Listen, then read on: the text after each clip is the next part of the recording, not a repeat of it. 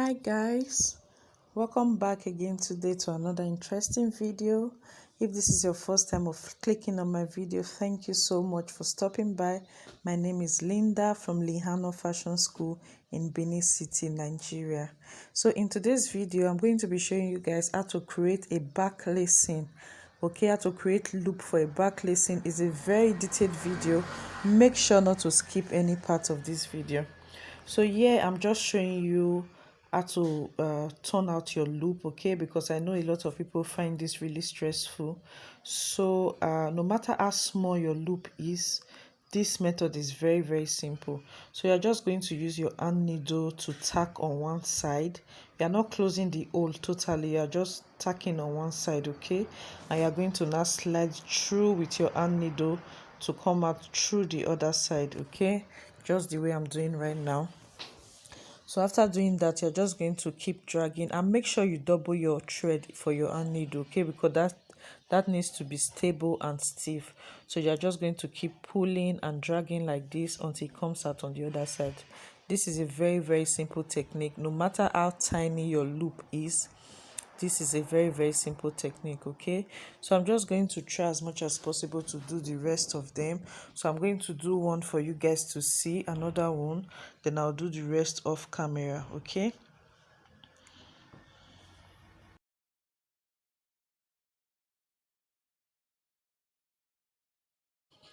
And you want to make sure your loop has a stay on it, okay, because this needs to be stable. You have to put in a stay on it. As you can see, the back of mine is wide because I actually ironed the interfacing on it, okay. You need this rope to be stable, very important. So you need to iron stay on it, okay. So I'm just going to tie this up so I can do the other ones. So I'm going to be doing that off camera like I said before. So just keep on watching, guys. Don't skip any part of this video. I'm going to show you how to join the skirt together. Every details you need about back lacing is here. So now I'm done making all of the loop out. So don't be confused about me having a lot of ropes here because I'm trying to save fabric. I don't have enough fabric, so I had to cut small pieces to join like so. So I actually need like 2 inches wide. So you're going to be cutting your rope 2 inches long, okay. I mean, so that's exactly what you need, 2 inches. So I'm just going to be cutting all of them.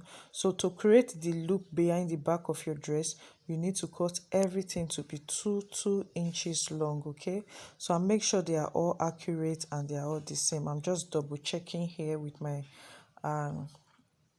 measuring tape to be sure that I have exactly 2 inches, okay. So the next thing that I'm going to be doing now, I'm going to bring my fabric and I'm going to start showing you guys what to do. If you have not watched the video where I drafted this pattern, I'm going to be putting a link down in the description box. Make sure to check out that video so you can understand how this pattern was drafted, okay. So this is a back lacing that has a shoulder. So majority of them that you see out there, they don't have shoulder. It's either off the shoulder or is having a yoke, okay. This doesn't have a yoke, so this is a really different technique. Make sure to check out the video, okay.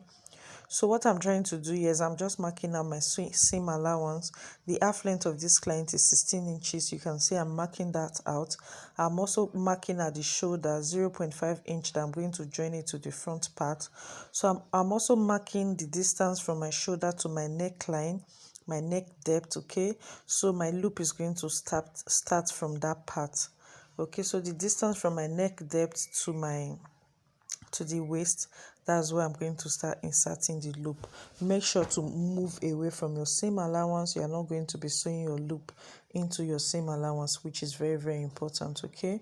So now I'm going to bring the camera close. Let's see if you guys can see this clearly. So I'm just going to show us here how to join the loop or rope to your dress. I don't know the right word to say about that, but I'm sure you guys got what I'm trying to say, yeah. Okay, so I'm going to start right now. So this my loop is 2 inches long, like I said before.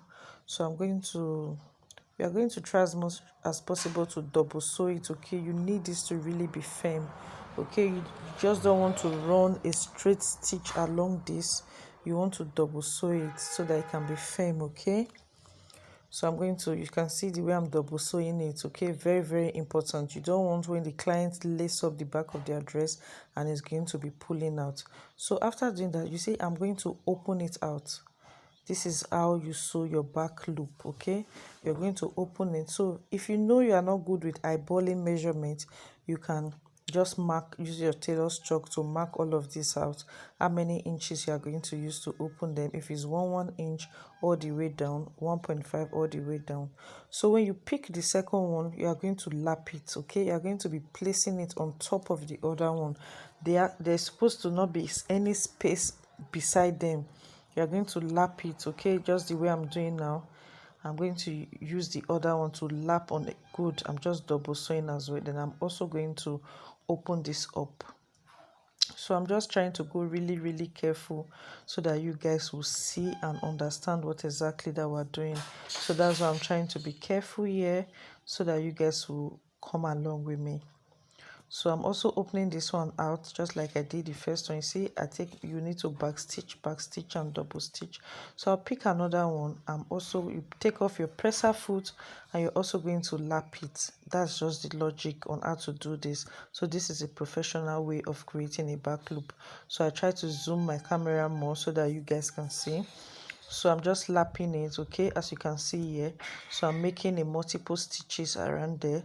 So now I'm going to take off my presser foot, you see, then I'll open it up as well. You are not going to be placing this one next to it.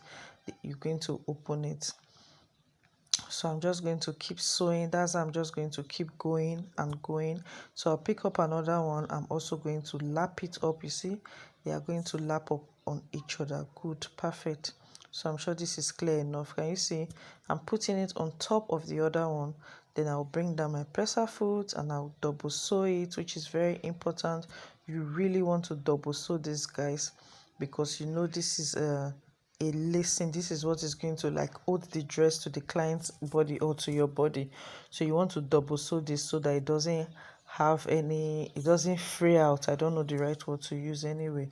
So but I'm sure you guys understand. So I'm also going to open this up and I'll sew. This is how I'm just going to keep going until I get to the end of creating this loop, guys.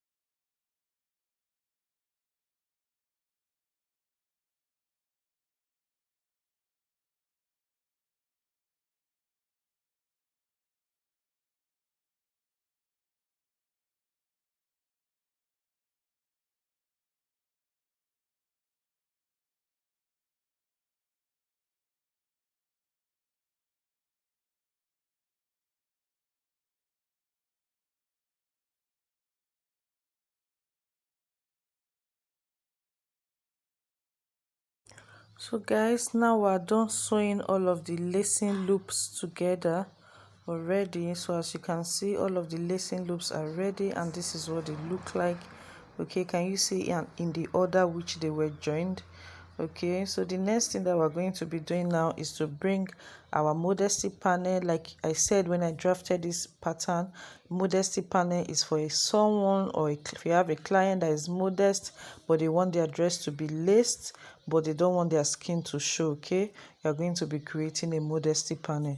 So I actually have a video where I showed how to create this panel. So you also need to interface this your panel, and it has to be accurate and same with your lacing, the distance for your lacing. Okay, it can even be 0.5 inches more, which is fine, not more than 0.5 inches. Okay, it can be 0.5 inches more Okay, so but it has to be really accurate. You don't want it to be shorter.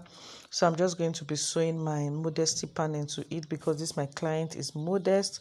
She wants the lacing, but she doesn't want her skin to show. Okay, so now that we're sewing our modesty panel and we're all done sewing this panel, so the next thing we're going to do, so this is how it looks after sewing out your panel. Okay, so the next thing that we're going to do is to add our lining. So I'm going to now be giving this a good press, and I'm going to use the lining to cover every other rough edge that we're going to be having.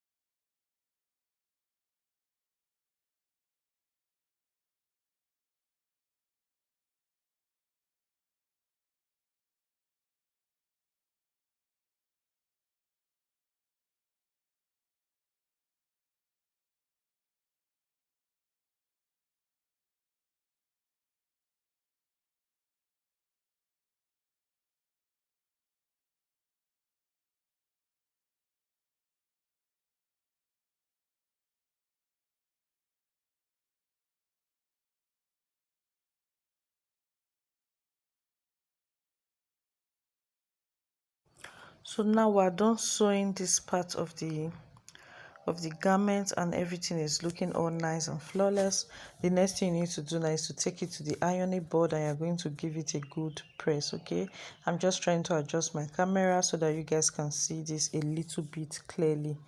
Okay, so I'm going to take this to the ironing board, and I'm going to give it a really good press. So these are the inside is looking at the moment. Okay, so and this is how the good side is looking. Okay, this is how it's looking on the outside, and this is my seam allowance. Okay, I added 2 inches seam allowance when I was drafting, so that's why I have that much. Okay, so that's what I'm going to be using to join it to the skirt. So I'm going to also work on the other side. So I'm bearing in mind that your modesty panel doesn't have a particular side. It can be on the right or on the left side, anywhere you like. It doesn't have a particular side that it can stay on. Okay, so I'm going to also be sewing the loops, and I want to make sure that they are the same. I'm counting this other one. If I have 8 here, this has to be 8. If it's 6, that's to be 6. If it's 4, they have to be the same and accurate. Okay, so now I'm done sewing my loops as well on the other side. If you have any more questions, you can ask me in the comment section, and I'll be glad to answer every of your questions. So now I'm also going to be covering this part with the lining. Okay, so I'm just going to sew as well.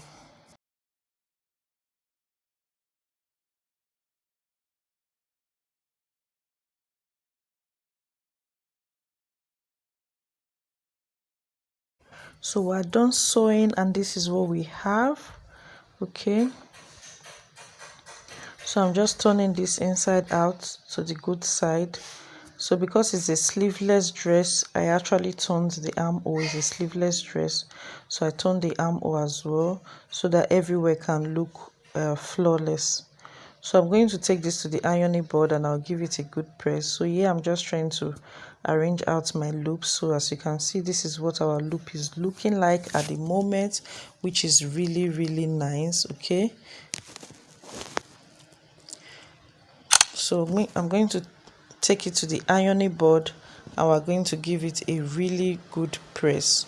So the next thing for us to do now, we're going to take, you can see the back and the both sides how they are looking. And when I drafted this pattern, I actually took 4 inches away from the measurement of this client. So you need to go and watch that pattern how to draft for back lacing. Okay, you need to take away some inches because the lacing needs some space to breathe, like I like to call it. Okay, so it was 4 inches. I used 2 inches on the pattern, so when it becomes 2, it has to be 4 already two on this side and two on the other side. So here I'm just making sure I have my 4 inches, and I'm just measuring it to see how it's going to look at the end of the day, and I'm counting my loops to be sure that they are accurate and they are the same. Okay, so the next thing that we're going to be doing now, we're going to try to join this, not try, we're actually going to be joining this to the skirt part. So here's the skirt part. I'm just going to bring my skirt, okay, because this is actually a dress. So I'm going to bring my skirt and I'm going to be turning this inside out. Okay, this is the good side, so I'm going to turn the skirt to the wrong side out. Okay, so that I can join them both together. This process is very important. Just pay attention to this video and you will understand. It looks tricky, but it's not tricky. If you watch many of my videos, I always do this. This is what I do to keep the joining of my dress nice and neat and flawless. Okay, so I'm going to turn the skirt inside out, and the upper part is still going to remain as it were. So, and I'm going to place the upper part on the inside it, tuck it in. So, and I'm placing them right side facing right side. That's lining facing the lining and the main fabric facing the lining. Okay, that's exactly what I'm doing here. And I'm just going, you are just going to make sure that it's equal at the side seam. So you're going to start sewing from the side seam. You're going to push your top towards the side seam and make sure it's equal from that part. Okay, when you are doing this back lacing, that is what you should do. When you are joining the upper part and the lower skirt, you are going to start sewing from the side seam, joining the both sides together, the up and the down. You want to make sure they are equal on that side, and you're going to sew towards the middle. Okay, so now I'm done sewing. The next thing I'm going to do, I'm going to come to the side, also by the side seam, and open 3 or 4 inches. Okay, you are going to find anywhere in between the top to the middle and open up 3 to 4 inches, depends. And you're going to, that's how you're going to bring out the top part. Okay, so yeah, I'm just trying to drag out the top part from the 3 inches which I opened, and this is it, guys, and it's out. And I'm also going to take this to my ironing board to give it a really good press as well. So now you can see the space that I have. My bodice is actually smaller than my skirt because I actually took away some measurement because of the lacing. Okay, so you should have this, guys, when you are doing back lacing. This is how it should look, and this is what you should have. So after sewing my zip, I'm still going to have my 2 inches which I initially left for the lacing. Okay, so this is what the inside is looking like, and this is what the wrong good side is looking like at the moment. Okay, so I'm going to keep this aside and I'm going to work on the other part as well, the same thing. So you can see I have a total of 3 inches there. 1 inch is for the zip. When I take away the zip, I'm still going to have my 2 inches space, which is the space for my lacing to breathe that I actually took away from the body measurement. Okay, so I'll keep that aside and I'm going to be working as well on the other side. So the same process which I did for that part, that's exactly what I'm going to do here. I'm going to turn my skirt inside out, then I'm going to tuck in the top part inside, fabric facing the fabric and the lining facing the lining as well. And you are also going to sew, and you also want to make sure they are equal at the side seam. So and you are going to pretend, I know some people are going to get confused with this modesty panel. You're just going to pretend as if the modesty panel is not there, is not existing, and you are not sewing the modesty panel to any of the top or the skirt. Okay, so the modesty panel, you see, is just hanging in there on the inside. I'm not joining the modesty panel to the skirt. Okay, so I'm just making sure the skirt and the bodies, they are equal from the side seam, and I'll sew towards the middle of this skirt. Okay, so now we're sewing all the way to the end. We're done sewing. So after doing that as well, you are going to come to the side seam. You're not going to be doing this in the middle where your zip is going to sit. You're doing it at the side. So you're going to open up between 3 to 4 inches, like I said before, where you are going to have to drag out the upper part. Okay, so that's exactly what I'm doing here. I'm just opening out some space where I'm going to use to drag out my top to come out of that space.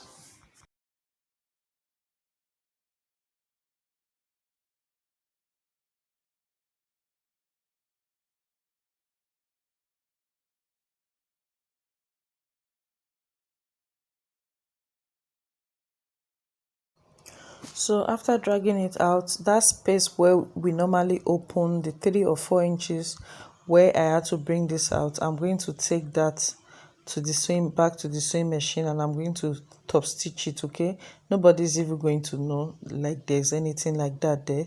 So you're going to make sure you give it a good press and you take it back to the sewing machine, and you're going to top stitch that part so that there's no space there. Okay, so now that's exactly what I'm going to be doing. I'm going to show you guys what I'm going to be doing with that hole which I created. Okay, so I'm going to take it to the sewing machine and I'm going to give it a nice top stitch. Okay, so yeah, this is what I also have for the other side. As you can see, after taking off my zip, I'm still going to have my 2 inches. So now I'll come over to the bottom part. I'm going to be sewing that opening. I'm going to make sure I iron it, and I'll place it nicely together so that there's no rough edge at all, and you're going to just top stitch it down to close up that part. Okay, so that's exactly what I'm doing to close up the part. Okay, and everywhere is going to be locked up. So I'm done sewing this part right now, and I'm going to be showing you guys what that looks like, and you can even hardly know if there was any stitch there. Okay, so here's what it looks like, and it's just going to be somewhere around the side seam, which nobody is going to know anyway. So guys, this is what we have at the moment. Make sure not to skip any part of this video. There's more details which you're also going to be learning from here. So now this is what it looks like at the moment. The upper part and the lower part has been joined. The next thing I want to do here now is to add my zip, and I really have a long zip here. I intentionally want to use a long zip because I like this particular kind of zip, and they don't have this zip in a short zip. So I'm just going to shorten the length of the zip. Okay, so I'm going to be using 11 inches space for my zip. Okay, my zip is going to be 11 inches opening. Okay, so which is just fine. I want it to be that long because this is going to be a really fitted dress, so I don't want the client to have any issues. So I'm just cutting off at the top of my zip what I don't need to shorten this zip. So I'm going to throw away what I don't need. So I use my chalk to mark where I'm going to stop sewing from. Okay, at the top.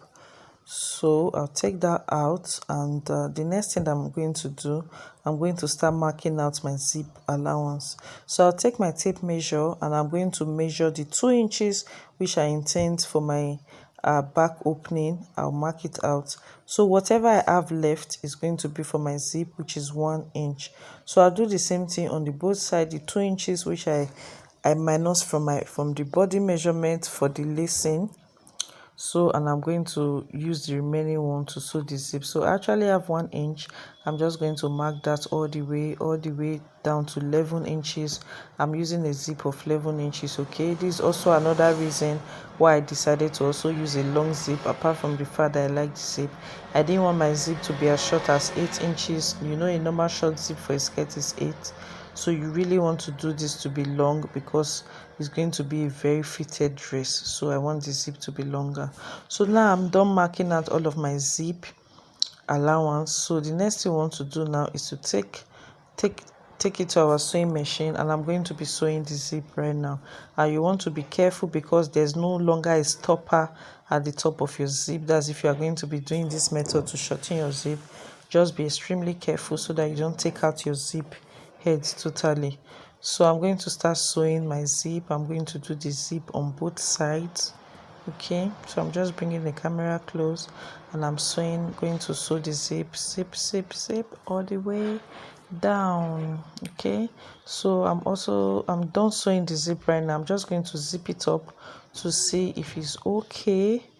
Okay, so I'll zip that up now. So you have to be careful at the top, as you can see, because there's no longer a stopper on this zip. So you have to be careful when you zip it up so that you don't zip it off. if that makes sense. Okay, because the stopper is gone on the zip head because I shortened it from the top. So I'm also going to be sewing the zip from the other side, and I'll lock my stitch at the end of the zip, and voila, our both zip is ready and we're ready to go. So I'm going to bring the both dress together.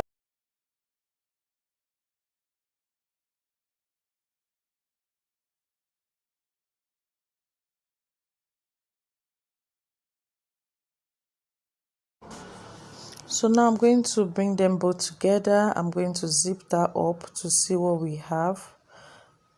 Okay, before I can close the bottom of the skirt. So I'm just trying to zip it up to see how good and how flawless it is. Okay, so I think I'm happy with what I have at the moment.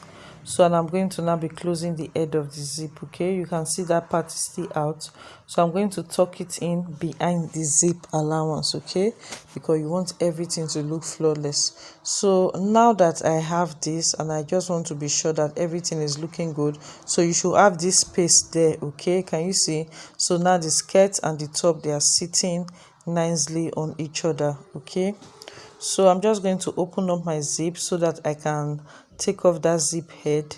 So I'm just going to tuck it to behind the zip allowance. Okay, so then I take it to the sewing machine and I'm going to be sewing that out.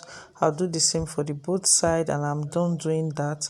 Our zip can be zipped up anyhow you like it now, because it's no longer going to fall off, because we have already taken care of the edge of the top edge. So I'll zip up my zip, and I'm happy and I'm okay with what I have at the moment. Okay, so the goal here is for you to make sure that you're not closing your skirt totally.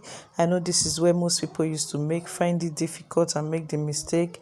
You need that space for your lacing to breathe, so that's also going to stay in your skirt as well, because you took off those measurements from the upper part, and those measurements was not taken away from the lower skirt. So that measurement needs to still stay on the lower skirt so that they can sit on each other properly.